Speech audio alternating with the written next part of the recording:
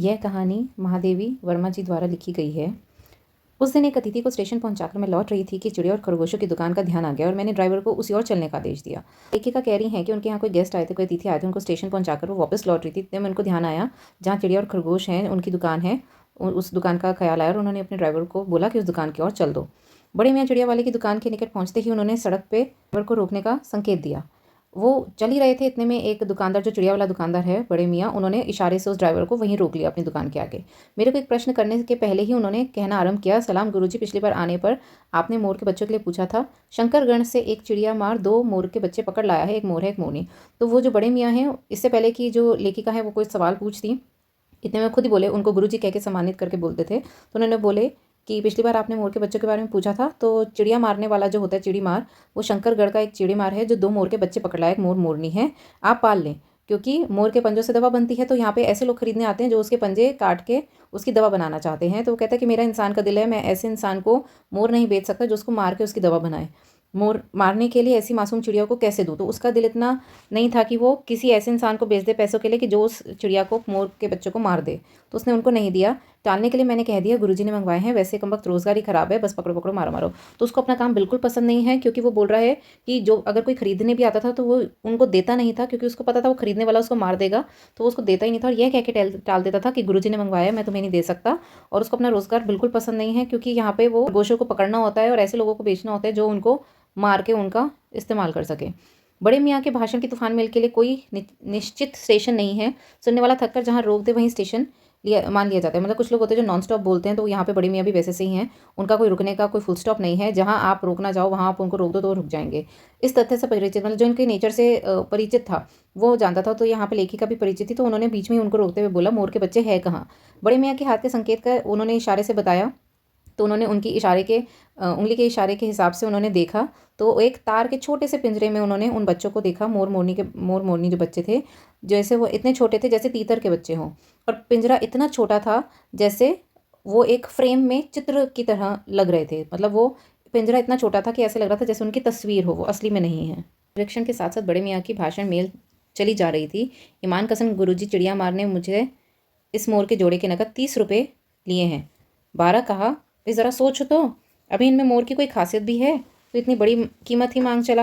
तो वो जैसे जैसे वो जो लेखिका हैं वो देख रही थी, निरीक्षण कर रही थी पूरा उन बच्चों का, इतने में वो मियाँ पीछे पीछे अपना भाषण बोली जा रहा था, नॉन स्टॉप बोल रहा था। वो उनको बता रहा था कि जो बेचने आया था वो 30 रुपये मांग रहा था। ये कह रहा था कि इन बच्चों में भी मोर की खासियत भी नहीं है, वो इतने छोटे हैं तो इतनी बड़ी रकम मांग रहा है, पर कह रहा कि आपके नाम पे फिर भी मैंने उससे 30 रुपये के ये बच्चे खरीद लिए कि आप ही को दूंगा, आप जो मुनासिब समझे। अस्तु 30 चिड़िया मार के नाम के। अब उन्होंने वो खरीद लिया और जैसे ही वो गाड़ी में रखने लगे तो उन्होंने 35 रुपये उसको दिए टोटल।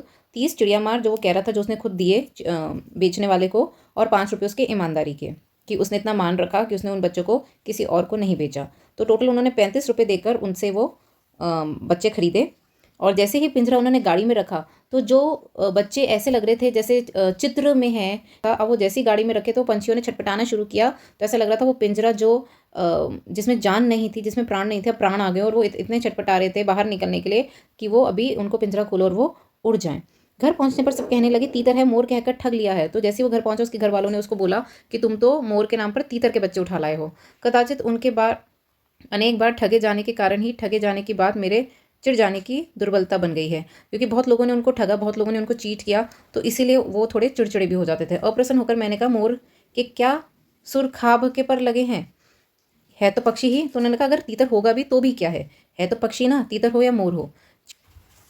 चिढ़ा दिया जाने के कारण ही संभवतः उन दोनों पक्षियों के प्रति मेरा व्यवहार और यत्न में कुछ विशेषता आ गई। तो अब वो और चिढ़ गए, तो इस वजह से वो और ज़्यादा सेंसिटिव हो गए और ज़्यादा संवेदनशील हो गए उन पंछियों की तरफ, कि उनकी और ज़्यादा केयर करेंगे। पहले अपने पढ़ने लिखने के कमरे में उनका पिंजरा रखकर उसका दरवाज़ा खोला, फिर 2 कटोरी में सत्तू की छोटी छोटी गोलियाँ और पानी रखा। तो वो इस पैराग्राफ में वो समझा रही हैं लेखिका कि कैसे वो केयर करते थे। जहाँ उनका स्टडी रूम था वहीं पर उन्होंने पिंजरा रखा कि वो पूरा टाइम मेरे पास, मेरे सामने रहेंगे। उनका दरवाज़ा खोल दिया, 2 कटोरी रखी, दोनों के लिए एक कटोरी रखी, उसमें सत्तू की छोटी छोटी गोलियाँ रखी, पानी रखा, उनके खाने पीने का सामान रखा। वे दोनों चूहेदानी जैसे पिंजरे से निकलकर कमरे में मानो खो गए। अब उन्होंने पिंजरे का दरवाज़ा खोल दिया था कि ताकि वो कमरे में घूम फिर सके। और चूहेदानी जैसा पिंजरा, क्योंकि वो पिंजरा इतना छोटा था जैसे चूहेदानी का पिंजरा हो, कभी मेज़ के नीचे घुस गए, कभी अलमारी के पीछे, तो वो खेल रहे हैं, अब घूम रहे हैं कमरे में दोनों पंछी। अंत में इस लुका छिपी से थककर उन्होंने मेरी रद्दी कागज़ की टोकरी को अपने नए बसेरे का गौरव प्रदान किया। तो उनकी जो कागज़, जो पुराने कागज़ों की थद्दी होती है, वहाँ पर पूरे कमरे में वो घूम रही थी, इधर छुप उधर छुप ये सब कर रही थी। बाद में वो कागज़ों की जो ढेरी पड़ी थी उसके ऊपर वो बैठ गई जाके। 2-4 दिन वे इसी प्रकार दिन में इधर-उधर गुप्तवास करते और रात में रद्दी की टोकरी में प्रकट होते रहते। तो उनकी दिनचर्या बताइए, वो जो 2 पंछी थे, 2-4 दिन उन्होंने यही किया, लुका-छुपी की, इधर छुपे, उधर छुपे और रात में थक कर वो टोकरी पर सो जाया करते थे। फिर आश्वस्त हो जाने पर कभी मेज़ पर, कभी कुर्सी पर और कभी मेरे सर पर अचानक आविर्भूत होने लगे। तो वो खेल रहे हैं सब जगह, टेबल पर, चेयर पर, लेखिका के ऊपर। खिड़कियों में तो जाली लगी थी पर दरवाज़ा मुझे निरंतर बंद रखना पड़ता था ताकि वो बाहर ना चले जाएँ। खुला रहने पर चित्रा, जो उनकी बिल्ली है, उनके पास बिल्ली भी थी, इन नवांगतों का पता लगा सकती थी और तब उसके शोध का क्या परिणाम होता उसे अनुमान करना कठिन नहीं होता, क्योंकि बिल्ली मोर के बच्चों को खा सकती थी, इसलिए बिल्ली को बाहर रखते थे और कमरे में इन बच्चों को रखते थे ताकि बिल्ली इनको ना खा जाए। वैसे वे चूहों पर भी आक्रमण नहीं करती, वो बिल्ली इतनी भी नहीं मारती है, परंतु यहाँ तो 2 सर्वथा अपरिचित पक्षियों की अनधिकार चेष्टा का प्रश्न था, क्योंकि अभी बिल्ली इन दोनों पंछियों से फ़ैमिलियर नहीं हुई थी, तो अनजान समझकर भी वो अटैक कर सकती थी। उसके लिए दरवाज़ा बंद रहे और यह दोनों एरे-गहरे मेरी मेज़, मतलब बिल्ली की तरफ से बताया गया कि बिल्ली कैसा सोचती, चित्रा जो बिल्ली है उसकी, वो कैसा सोचती कि मेरे लिए दरवाज़ा बंद है, और जो एरे-गहरे 2 पक्षी आए हैं, इनके लिए मेरी जो लेखिका है, मेरे जो मालिक हैं, उनका जो मेज़ है वो सिंहासन बन गया और मेरे लिए दरवाज़ा बंद कर दिया। ये जो सिचुएशन है, चित्रा को कैसे डाइजेस्ट हो जाती, वो कैसे अभिमानी, मतलब वो जो उसकी सेल्फ रिस्पेक्ट हर्ट हो जाती, तो इस चक्कर में भी वो उन दोनों बच्चों को मार सकती थी। जब मेरे कमरे का कायाकल्प चिड़िया खाने के रूप में होने लगा, तब मैंने बड़ी कठिनाई से दोनों चिड़ियाओं को पकड़कर जाली के बड़े घर में पहुंचाया, जो मेरे जीव जंतुओं का सामान्य निवास था। अब धीरे धीरे क्या होने लगा, उसके कमरे में 2 पंछी रह रहे, तो धीरे धीरे कमरा उसको चिड़ियाघर जैसा लगने लगा। अब उसको डिफिकल्टी होने लगी, तब उसने धीरे से वो दोनों पंछियों को उस जगह पहुंचाया जहाँ पे उसने और भी पालतू पक्षी वगैरह पाले हुए हैं, तो उसने इन दोनों को भी वहीं पहुंचा दिया। दोनों नवांगतुकों ने पहले से रहने वालों में वैसे ही कुतूहल जगाया जैसा नववधु के आगमन पर परिवार में स्वाभाविक है। लक्का कबूतर नाचना छोड़कर दौड़ पड़े और उनके चारों ओर घूम घूम कर गुटर की रागिनी अलापने लगे। अब यहाँ पे क्या हुआ, जैसे वो 2 चिड़ियाँ आई उस कमरे में जहाँ पर उन्होंने बाकी जानवरों को, चिड़ियाओं को, कबूतरों को रखा हुआ था, तो वहाँ का दृश्य बड़े सुंदर ढंग से इन्होंने एक्सप्लेन किया इस पैराग्राफ में कि सबके रिएक्शंस कैसे थे 2 नए लोगों को देखकर अपने बीच में, यानी 2 पंछियों को देखकर अपने बीच में। जैसे कोई घर में जब नई बहू आती है तो सब कैसे एक्साइटेड हो जाते हैं, सब अपना अपना बताते हैं, तो वैसे यहाँ पर भी जो कबूतर है वो नाचना छोड़कर दौड़ने लग गए और उनके आसपास घूम घूम कर आवाज़ें निकालने लगे, गुटर गुटर गु। जो खरगोश था सभ्य सभासदों के समान क्रम से बैठकर गंभीर भाव से उनका निरीक्षण करने लगा, मतलब खरगोश बैठकर उनको बड़ी गंभीरता से देख रहा है, उनको एनालाइज कर रहा है कि ये कैसे हैं। ऊन की गेंद जैसे छोटे खरगोश उनके चारों ओर उछलकर मचाने लगे। तब खरगोश एक्साइटमेंट में उनकी तरफ अपना ध्यान आकर्षित करने के लिए उनके चारों ओर उछल कूद करने लग गया। तोते मानो भली भांति देखने के लिए एक आंख बंद करके उनका परीक्षण करने लगे। अब जो तोते हैं वो अपनी एक आंख बंद करके उन पंछियों का परीक्षण कर रहे हैं कि ये कौन से पंछी आए हैं। उस दिन मेरे चिड़ियाघर में मानो भूचाल आ गया। आप इमेजिन कर सकते हो सीन कैसा होगा, 2 गेट से आए और ये सब ऐसे उछल कूद कर रहे हैं। तो इसलिए उसको एक्सप्लेन किया गया कि भूचाल आ गया, कि सब कितनी कूद फूद मचा रहे थे। धीरे धीरे दोनों मोर के बच्चे बढ़ने लगे। अब इस पैराग्राफ में उन्होंने बहुत सुंदर ढंग से बताया है कि जब मोर ग्रो कर रहे थे तो वो कैसे ग्रो कर रहे थे, उनमें क्या चेंजेस आए। मोर के जैसे लूड़ी तितली बनती है, लूड़ी कैसे होती है कलरलेस और तितली कैसे हो जाती है कलरफुल, तो ऐसे ही मोर के बच्चे कैसे थे, कलरलेस थे।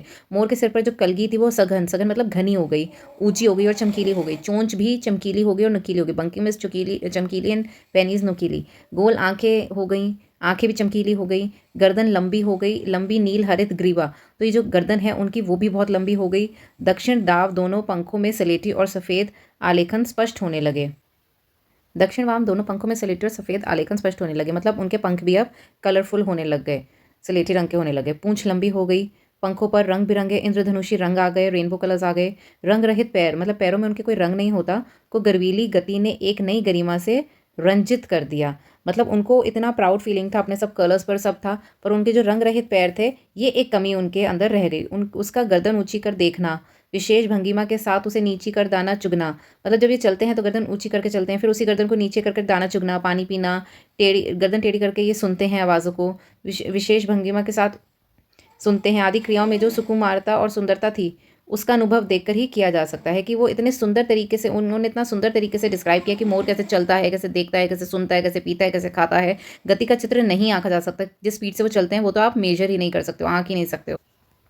अब यहाँ पे बता रहे हैं कि मोरनी का भी विकास हुआ मोर की तरफ, पर उतना नहीं हुआ, क्योंकि हमें भी पता है मोरनी के पंख नहीं होते हैं कलरफुल, तो विकास उसका भी हुआ मोरनी का, पर उस तरह से नहीं हुआ जैसे एक मोर का होता है।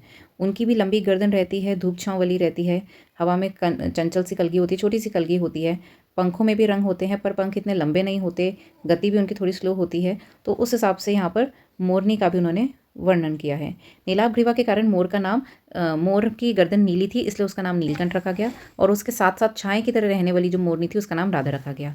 मुझे स्वयं ज्ञात नहीं कब नीलकंठ ने अपने आप को चिड़ियाघर के निवासी जीव जंतुओं का सेनापति और संरक्षक नियुक्त कर लिया। मतलब लेखिका कह रही है मुझे खुद नहीं पता कि वो जो मोर था नीलकंठ, उसने कब अपने आप को सेनापति घोषित कर दिया उस चिड़ियाघर का, उसके घर के चिड़ियाघर का।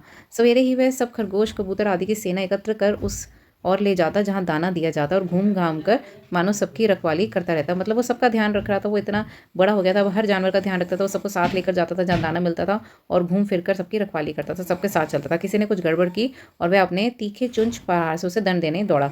तो मतलब जो भी कोई गड़बड़ करता था तो फटाफट वो अपनी चोंच उसके ऊपर मार देता था, उसको पनिश करने के लिए। खरगोश के छोटे बच्चों को वह चोंच से उसके कान पकड़कर ऊपर उठा लेता था। तो वो चोंच से पकड़ के उठाने में कई बार उनके आर्त क्रंदन न करने लगते, उन्हें अधर में लटकाए रखता। मतलब जब तक वो खुद कोशिश नहीं करते तब तक वो लटकाए रखता था। कभी कभी उनकी चोंच की वजह से खरगोशों के कानों में भी चोट लग जाती थी, पर वे सभी उसे क्रोधित होने का अवसर न देते थे। मतलब वो अपनी तरफ से कोशिश करते थे कि हम मोर को गुस्सा न होने दें। दंड विधान के समान ही उन जीव जंतुओं के प्रति उसका प्रेम ही असाधारण था। मतलब दंड देने के बावजूद भी वो जो जैसा प्यार करता था सब जीव जंतुओं को, उनके बच्चों को, वो बिल्कुल असाधारण था। कोई ऐसा प्यार नहीं कर सकता था। वह अपने पंख फैला देता था मिट्टी पर, और उसकी लंबी पूंछ पर, उसके घने पंखों पर सब खेलते रहते थे। तो वो उनके लिए एक तरह से अपने पंखों की एक चादर बिछा देता था, जिसके ऊपर वो जानवर, सारे जीव जंतु, उनके बच्चे सब खेला करते थे। ऐसी ही किसी स्थिति में एक सांप जाली के भीतर पहुंच गया। सब जीव जंतु भागकर इधर उधर छिप गए। केवल एक शिशु खरगोश सांप की पकड़ में आ गया। अब एक किस्सा हुआ, जब ये सब खेल रहे थे तब अचानक से एक सांप आया और उसने खरगोश के बच्चे को पकड़ लिया।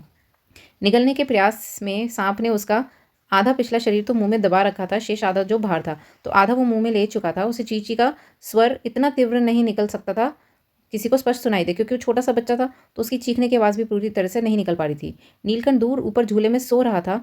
उसी के चौंकन्ने कानों ने उस मंद स्वर की व्यथा पहचानी, और वह पूंछ पंख समेटकर सर के एक झपट्टे में नीचे आ गया। तो मोर कहीं दूर सो रहा था, तो इतने में ही एक झूले पर सो रहा था, और उसको हल्की, उसके कान हमेशा अलर्ट रहते थे, क्योंकि वही सबको लेकर आता था, वही एक तरह से सबकी रक्षा करता था।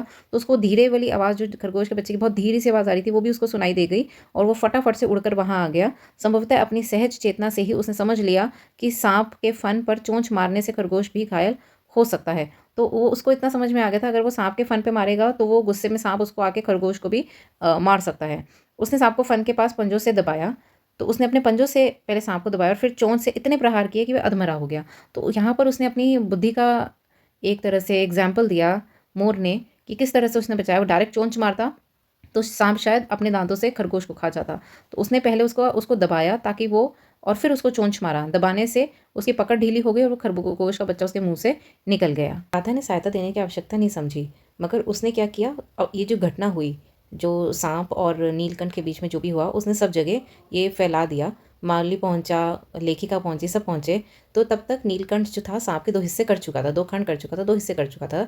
तब उस शिशु खरगोश के पास गया और रात भर उसे पंखों के नीचे उसे उष्णता देता रहा। तो अभी जो छोटा खरगोश था, उसका बच्चा था, वो ठीक नहीं था। तो वो नीलकंठ फिर उसके पास गया और उसको रात भर अपने पंखों के नीचे उसने रखा, ताकि उसको गर्माहट मिलती रहे और वो अपने आप हील अप हो जाए। कार्तिकेय ने अपने युद्ध वाहन के लिए मयूर को क्यों चुना होगा, यह उस पक्षी का रूप और स्वभाव देखकर समझ में आ जाता है। मतलब वो कितना हेल्पफुल नेचर का है। मोर कितना सबकी आगे बढ़ के रक्षा करना, उनकी सेवा करना, ये उसका अपना नेचर है, उसका अपना भाव है। इसी वजह से कार्तिकेय ने अपना युद्ध वाहन मोर को चुना होगा। मयूर कलाप्रिय वीर पक्षी। अब यहाँ पर डिफाइन किया गया कि एक मोर किस तरह का पक्षी है। तो वो कलाप्रिय होता है, वीर होता है, हिंसक बिल्कुल भी नहीं होता, किसी की हिंसा नहीं करता। इसी से उसे बाजशील आदि की श्रेणी में नहीं रखा जा सकता, जिनका जीवन ही क्रूर कर्म है। तो जो बाजशील है उनका काम ही नोचना है, खाना है, और मोर बिल्कुल उसका उल्टा प्रवृत्ति का है। उसका काम है अहिंसक होना, लोगों की सेवा करना, वीरता दिखाना। नीलकंठ में उसकी जातिगत विशेषता तो थी ही, मतलब मोर की जो अपनी विशेषताएं हैं वो सब नीलकंठ में दिखती थी। उनका मानवीकरण भी हो गया था। जैसे मोर की अपनी विशेषताएं तो उसके अंदर थी, पर जैसे हम मानव जाति में भावनाएं होती है, तो ये भी साफ साफ दिख रहा था कि उसके अंदर भी भावनाएं हैं। दूसरों का घाव देखकर उसको भी तकलीफ हो रही थी। मेघों की सावली छाया में अपने इंद्रधनुष के गुच्छे जैसे पंखों को मंडलाकार बनाकर वह नाचता था। जब भी सांवली छाया, मतलब जब भी बादल घने हो जाते थे, बारिश होने वाली थी, तो वो अपने रेनबो कलर के जो इंद्रधनुष जैसे उसके जो पंख हैं उनको फैलाकर वह नाचता था। उसका नृत्य इतना सुंदर होता था, इतने लय ताल से वो नाचता था कि उसके आगे पीछे दाहिने बाहिने क्रम में घूमकर किसी अलक्ष्य सम पर ठहर ठहर जाता था। मतलब वो बिना किसी फिक्र के अपनी ही मस्ती में नाचता था। उसको वो बारिश ऋतु देखकर अंदर से ही एक जो उसको था नीलकंठ के समान नहीं नाच करती थी, परंतु उसकी गति में भी एक छंद रहता था। नृत्यमग्न नीलकंठ की दाहिनी ओर के पंख को छूती हुई बाई ओर निकल आती थी, बाएं पंख को स्पर्श करके दाहिनी ओर। तो यहाँ पे डिस्क्राइब किया गया है कि किस तरह से मोर मोरनी आपस में नाचते थे जब भी वर्षा ऋतु होने वाली थी या बादल घने छा जाते थे। तो राधा जो राधा मोरनी है वो मोर की तरह तो नहीं नाच पाती थी, क्योंकि उसके जैसे पंख भी नहीं फैला पाती है वो, क्योंकि उसके खुद के पंख है नहीं। मगर वो मोर के नाच में ही इतनी मग्न हो जाती है कि दाहिने से बाईं, बाहिनी की दाएं तरफ उसके आसपास वो नाचती रहती है। इस प्रकार उसकी परिक्रमा भी एक पूरक ताल परिचय मिलता था। जैसे मोर ताल बैठाकर नाचता है, वैसे मोरनी की भी अपने आप ताल बैठ जाया करती थी। नीलकंठ ने जैसे समझ लिया कि उसका नृत्य मुझे बहुत भाता है, यह तो नहीं बताया जा सकता, परंतु अचानक एक दिन वह मेरे जाली घर के पास पहुंचते ही अपने झूले से उतरकर नीचे आकर पंखों का सातरंगी मंडलाकार छाता तानकर नृत्य की भंगिमा में खड़ा हो गया। तो मोर कहीं ना कहीं जानता था, नीलकंठ जानता था कि लेखिका को उसका नृत्य बहुत पसंद है। तो एक दिन अचानक से वह उसके जाली घर के पास आया अपने झूले से उतरकर, और अपने पंख फैला के नृत्य करने की भंगिमा में वह खड़ा हो गया, जैसे अभी वो नृत्य करने लगा है। तब से नृत्य भंगिमा नृत्य का क्रम बन गया। वो रोज़ यही करता था, आके उसके पास आके नृत्य करता था। मेरे साथ कोई ना कोई देशी विदेशी अतिथि भी पहुंच जाता था और नीलकंठ की मुद्रा को अपने प्रति सम्मानपूर्वक समझकर विस्मय आदि बोधक हो उठता था। तो लेखिका के पास कोई ना कोई भारतीय या बाहर भारत के बाहर बैठे होते थे, वो उसका ये इस तरीके के नृत्य की मुद्रा देखे वो सोचते थे कि वो आउट ऑफ रिस्पेक्ट उसको ऐसे वो आ रहा है मोर सामने अपने नृत्य की मुद्रा में, तो बहुत ज़्यादा खुश हो जाते थे। कई विदेशी महिलाओं ने उसे परफेक्ट जेंटलमैन की उपाधि दे डाली कि वो इतने सुंदर तरीके से वेलकम करता था गेस्ट का कि उसको परफेक्ट जेंटलमैन की उपाधि दे डाली। जिस नुकीली पैनी चोंच से वह भयंकर विषधर को खंड खंड कर सकता था, उसे से मेरी हथेली पर रखे हुए भुने चने से कोमलता से हौले हौले उठाकर खाता था कि हंसी भी आती थी और विस्मय भी होता था। तो जिस चोंच से वो उस खूंखार सांप को मार सकता है, उसी चोंच से बड़ी कोमलता से बड़े प्यार से लेखिका के हाथ से वो अपने भुने हुए चने भी खा रहा है। तो यहाँ पे उसका प्रेम दर्शाया जा रहा है कि मोर का कैसा प्रेम है लेखिका की तरफ। फलों के वृक्षों से अधिक उसे पुष्पित और पल्लवित वृक्ष पाते थे। जो फल से भरे हुए वृक्ष है वो उसको इतने पसंद नहीं थे, इतने अट्रैक्ट नहीं करते थे, वो इतने लुभावने नहीं लगते थे, बल्कि जिस पे फूल होते थे उनको देखकर वो ज़्यादा अट्रैक्ट होता था, ज़्यादा लुभावने लगते थे उसको। वसंत में जब आम के वृक्ष सुनहली मंजरों से लद जाते थे, अशोक नए लाल पल्लवों से ढक जाता था, तब जाली घर में वह इतना अस्थिर हो उठता था कि उसे बाहर छोड़ देना पड़ता। जब वसंत ऋतु आती है तो नए फूल नए फ्रूट्स आते हैं, तो आम के वृक्ष में आम भर जाते थे और अशोक के जो पेड़ थे वो लाल फूलों से भर जाते थे। तो वो इतना मचल जाता था कि वो पिंजरे के अंदर रह ही नहीं सकता था, क्योंकि वो इतना ज़्यादा उसको लुभावना लगता था कि उसको उस पेड़ पे जाना होता था, तो उसको बाहर ही छोड़ना पड़ता था। उसको लेखिका बंद करके रख ही नहीं सकती थी पिंजरे के अंदर। नीलकंठ और राधा की सबसे प्रिय ऋतु तो वर्षा ही थी। तो सबसे प्रिय ऋतु दोनों की वर्षा हो गई। क्यों? क्योंकि बादल उमड़ते थे, उनको नृत्य करना पसंद था, हवा में उसकी सजल आहट पा लेते थे, और तब उनकी मंद केका की गूंज अनुगूंज तीव्र से तीव्रतर होती हुई मानो बूंदों के उतरने के लिए सोपान पंक्ति बनने लगती थी। जब बादल उमड़ते थे तो उनकी आहट आती थी, उसकी आवाज़ आती थी, तब ये अपनी आवाज़ निकालनी शुरू कर देते। मतलब वो बादलों की आवाज़ से पहले उनको एहसास हो जाता था कि घने बादल आने वाले हैं, तभी अपनी आवाज़ निकालने शुरू कर देते थे खुशी के, और ऐसी आवाज़ निकलती थी जैसे बूंदे अभी उतर के नीचे आने लगेंगी, अभी वर्षा शुरू हो जाएगी। मेघ के गर्जन के ताल पर ही उनके तन में नृत्य का आरंभ हो जाता था। तो जैसे ही बादल गरजने शुरू होते थे ये नृत्य करना शुरू कर देते, और फिर मेघ जितना अधिक गरजता, बिजली जितनी अधिक चमकती, बूंदों की रिमझिमाहट जितनी तीव्र होती जाती, नीलकंठ के नृत्य का वेग उतना ही अधिक बढ़ता जाता और उसकी केका का स्वर उतना ही मधुर से मधुरतर हो जाता। मतलब जैसे जैसे बिजली कड़कती, बादल और गरजते, बारिश और तेज होती, तो उसके साथ साथ इनके नृत्य की गति भी बढ़ती चली जाती। इनकी आवाज़ भी, केका का स्वर मतलब गले का स्वर, जो उनकी आवाज़ है वो भी उतनी ही ज़्यादा तेज़ हो जाती, इतनी खुशनुमा हो जाती। वर्षा के थम जाने पर वह दाहिनी पंजे पर दाहिनी पंख और बाएं पंजे पर बाएं पंख फैला के सुखाता। अब बारिश होगी, ये गीले तो हो जाते हैं पंख, उसके बाद वो सुखा भी कितने सुंदर तरीके से रहा है। कभी कभी वे दोनों एक दूसरे के पंखों से टपकने वाली बूंदों को चोंच से पी पी कर पंखों का गीलापन दूर करते रहते। तो वो दोनों एक दूसरे के साथ रहते थे। अब पंखों से पानी टपक रहे तो कई बार वो पानी भी पी लेते थे। इस आनंदोत्सव की रागिनी में बेमेल स्वर कैसे बज उठा, यह भी एक वरुण कथा है। यहाँ पर इतना आनंद भरा माहौल है, उन दोनों का प्यार बता रखा है मोर मोरनी का। बेमेल स्वर मतलब कुछ ऐसा हुआ अब उनकी लाइफ में कि एक ये जो इतनी सुंदर कथा थी, प्रेम कथा थी, वो एक करुण कथा में बदल गई, एक सैड स्टोरी में बदल गई। एक दिन मुझे किसी कार्य से नखास कोने से निकलना पड़ा और बड़े मियाँ ने पहले के समान कार को रोक लिया। तो वो उसी एरिया से अब निकली लेखिका जहाँ से वो पहले निकली थी जब उन्होंने मोर मोरनी के जोड़े को खरीदा था।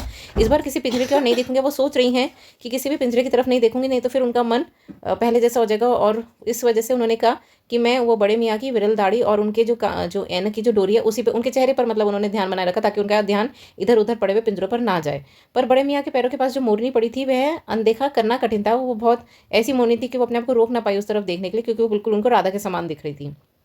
उसके मुंह से बंधे दोनों पंजों की उंगलियां टूटकर इस प्रकार एकत्रित हो गई थी कि वह खड़ा ही नहीं हो सकता था। मतलब उसकी उंगलियां टूटी हुई थी, उसके पंजों बहुत ही दयनीय हालत में थी वो।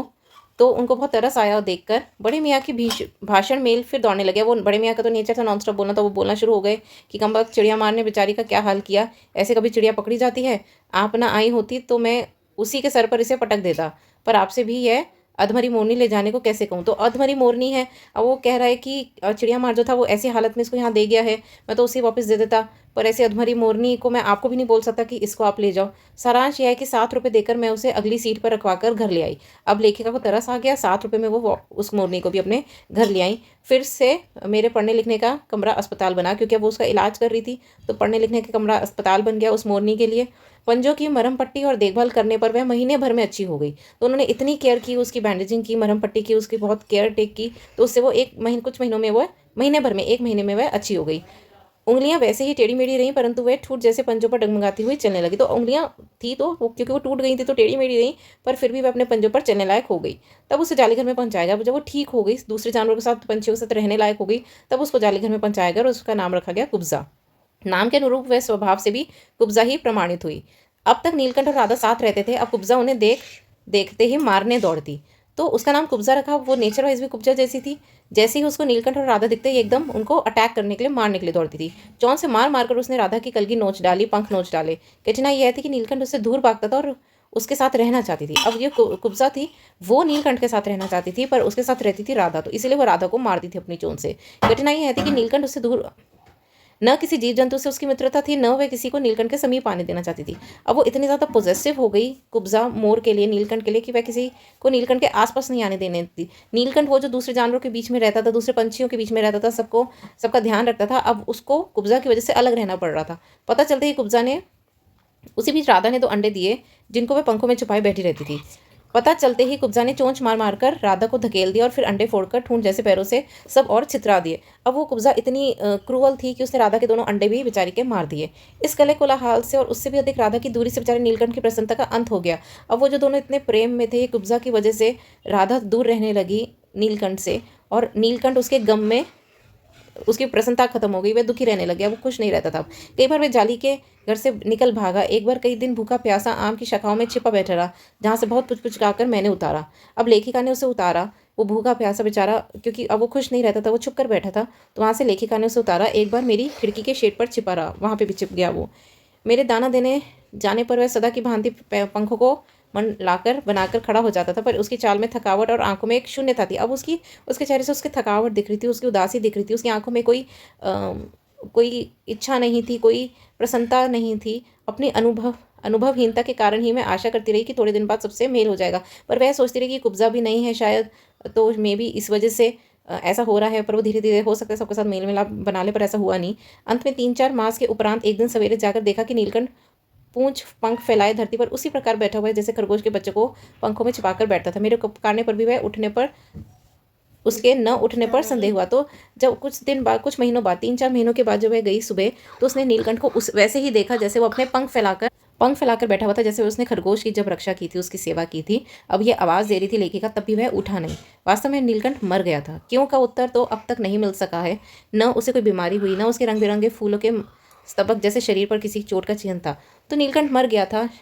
अभी तक ये लेखिका को यही नहीं पता कि वो क्यों मरा, क्योंकि ना ही उसको कोई बीमारी थी, ना ही उसके कोई शरीर पर कोई चोट के निशान थे।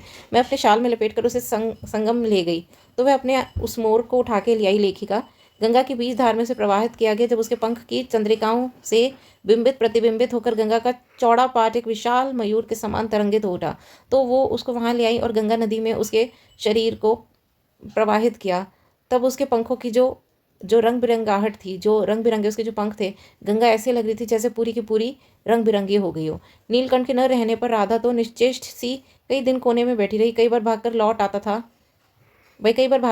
था, अतः वह प्रतीक्षा के भाव से द्वार पर दृष्टि लगाए रहती थी, क्योंकि उसको पता था कि नीलकंठ कई बार ऐसे ही भागता था और वापस आ जाता, तो वो इसी उदास मन से उसके इंतजार में बैठी थी कि शायद कभी ना कभी वो वापस आएगा। पर कुब्जा ने कोलाहल के साथ खोज ढूंढ आरंभ की। खोज के क्रम में वह प्राय जाली का दरवाज़ा खुलते ही बाहर निकल आती थी और आम, अशोक, कचनार आदि की शाखाओं में नीलकंठ को ढूंढती रहती थी। गाने कोलाहल के साथ, मतलब बहुत बहुत ज़ोर शोर से उसकी खोज आरंभ कर दी। खोज के टाइम पर वह दरवाज़ा खुलते से सब जगह ढूंढ रही थी, आम के पेड़, अशोक के पेड़, अलग अलग पेड़ों की शाखाओं पर से ढूंढ रही थी। एक दिन आम से उतरी ही थी कि कजली, अल्सेशियन कुत्ती, जो थी सामने पड़ गई। स्वभाव के अनुसार उसने कजली पर भी चोंच से प्रहार किया। तो जैसे वो पेड़ से उतरी थी वैसे एक कुत्ती आई जिसका नाम कजली था, वह सामने आई तो उसने उस पर भी चोंच से प्रहार किया। परिणामतः कजली के 2 दांत उसकी गर्दन पर लग गए और जो कुत्ती थी कजली, उसके 2 दांत उस कुब्जा की गर्दन पर लग गए। इस बार उसका कलह, कोलाहल और द्वेष प्रेम भरा जीव बचाया न जा सका। मतलब इस बीच में जो कुब्जा थी उसकी मृत्यु हो गई। परंतु इन 3 पक्षियों ने मुझे पक्षी प्रकृति की विभिन्नता का जो परिचय दिया है वह मेरे लिए विशेष महत्व रखता है। लेखिका यहाँ पे अपना अनुभव बता रही हैं। 3 पक्षी कौन कौन से हो गए? राधा, नीलकंठ और कुब्जा। कि इनकी कहानी से भी हमें समझ में आता है कि इनके बीच में भी कितना राग द्वेष हो सकता है। और राधा प्रतीक्षा में बिल्कुल बेहाल हो चुकी है। आज भी जब बादल छाते हैं तो वो झूले पर बैठकर, अशोक की डाल पर बैठकर अपनी तेज़ आवाज़ में नीलकंठ को आज भी याद कर बुलाती है।